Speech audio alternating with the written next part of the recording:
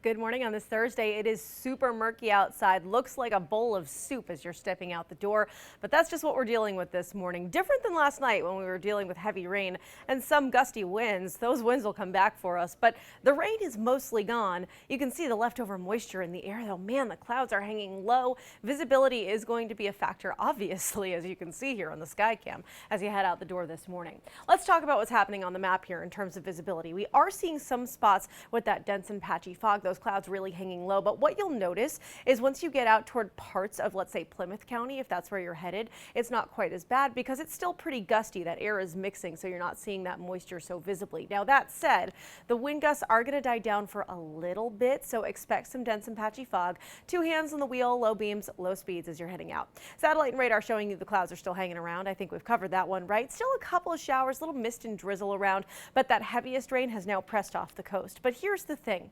I'm going to show you a wide view of satellite and radar, and the system that we're watching here, it's called an upper level low. It's like a big area of low pressure in the upper atmosphere. We're pretty literal in the world of meteorology sometimes, and this big system, while the most of the moisture is gone, there's still some active weather on the way, especially in terms of temperature and wind. That's where you're going to see the biggest changes as we switch over some air masses here over the next 24 hours. Now, we're starting off pretty hot here when it comes to temperatures. We are really warm for this time of year, especially at this time of day.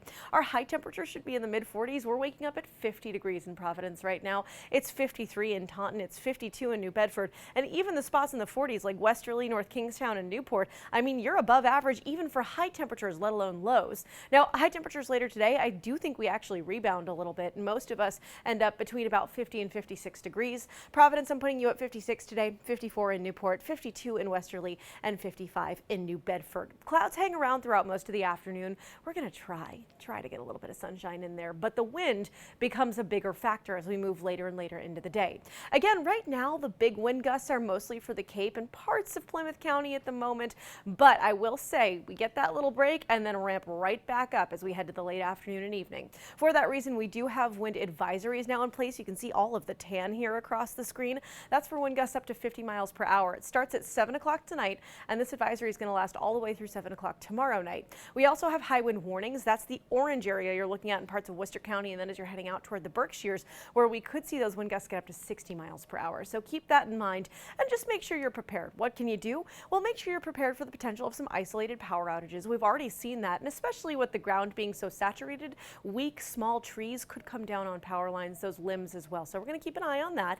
Make sure you bring the patio furniture in. You don't want anyone on your street getting hit in the head with your patio chair because you left it outside. That seems pretty smart, right? Right. Two hands on the wheel, especially if you drive a high-profile vehicle.